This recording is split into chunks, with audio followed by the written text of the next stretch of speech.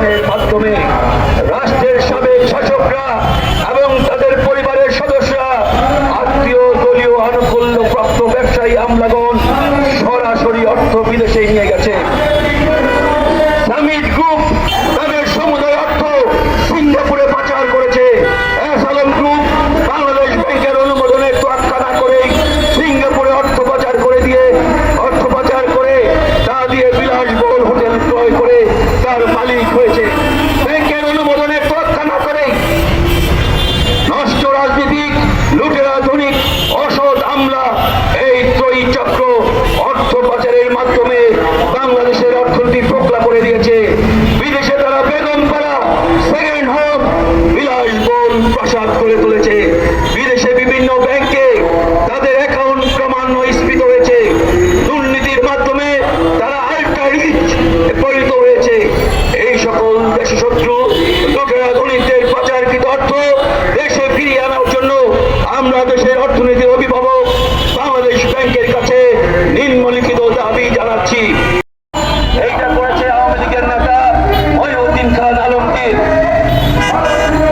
1800 কোটি টাকা একই বছর বাংলাদেশের ব্যাংকের রিজার্ভ চুরি 586 কোটি টাকা। 2018 সালে বাংলাদেশ ব্যাংকের স্বর্ণ কেলেঙ্কারি 330 কোটি টাকা।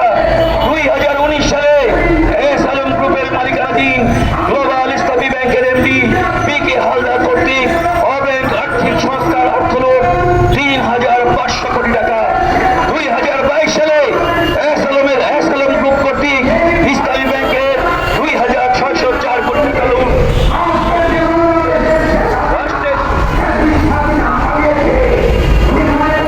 রাষ্ট্রের মালিক হিসেবে জনগণের দাবি হচ্ছে অবিলম্বে সকল খেলাপি ঋণ উদ্ধার করতে হবে।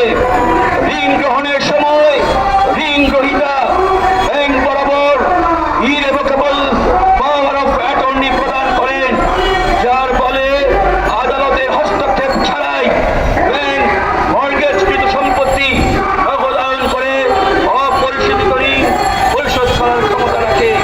সেই ক্ষমতা বলে বাংলাদেশ ব্যাংকের নির্দেশনায় ব্যাংক সমূহ ইচ্ছাকৃত খেলাপি ঋণ গ্রহীতাদের সম্পত্তি বিক্রি করে দিয়ে ব্যাংকের ঋণ পরিশোধ করে দিবে। 2, ঋণ প্রদানের সময় ব্যাংক কর্তৃক প্রদত্ত শর্তাদি অনুযায়ী খেলাপি ঋণ গ্রহীতার মর্টগেজকৃত সম্পত্তির বাইরে থাকা অন্য সম্পত্তিও অ্যাটাচ করে তা নগদায়ন করে ঋণ পরিশোধ করতে হবে। 3, বাংলাদেশ ব্যাংক প্রতিটি ব্যাংকের টপ 10 ঋণ গ্রহীতা, টপ 10 ঋণ খেলাপি, টপ 10 ঋণ কতবার রিশিডিউল করা হয়েছে তার তথ্য জনসম্মুখে প্রকাশ করবে।